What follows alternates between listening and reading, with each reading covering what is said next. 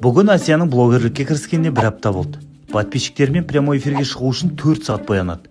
Менімен кездескенде мүлде боянбаған. Түсінем, ол кезде ақша болған жоқ. Бірақ подписчиктер менен артық емес шығар. Келдің ба? Алдарға қараш, қазір прямой қадам керекпін. Жарайды, мені қойш. Бала шағамен сөйлесіп жүрмін екен осы. Құрметті достар, қазір жарты сағаттан кейін прямой эфирге кіремін. Сұрақтарыңыз болса дайындап отырыңыздар. Эфирде көріскенше.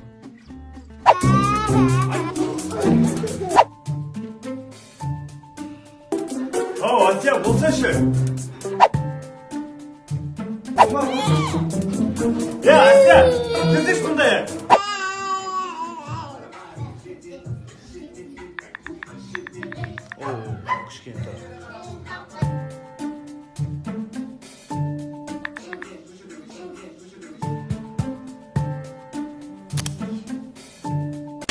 Қалым, күшті мотивационный ролик көрдім. Қазір екеуміз вайн түсіреміз дайындалып. Соңғы кездері менің мотивацияларым мүлдем әсер етпейтін болған. Сен осы Инстаграм, Вайн деп жүріп, балаға қарауды ұмытып кеткен жоқсың ба? Жоқ, неге? Расул салып жатыр, Мерім ұйықтап жатыр, Марикош ойнап жүр, Омар көшеде. Дарын қайда? Дарын қайда? Дарын қайда? Дарын!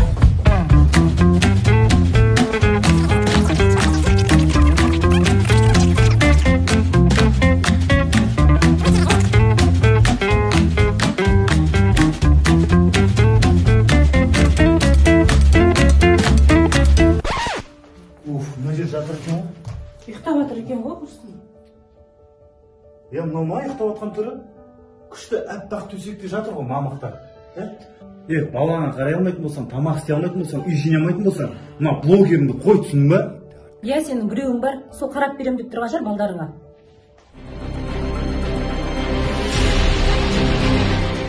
Болды, бәрі түсінікті.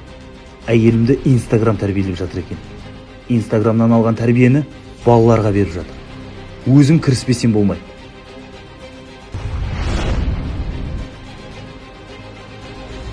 Ал сіз әйеліңізді өзіңіз тәрбиелеп жатырсыз ба?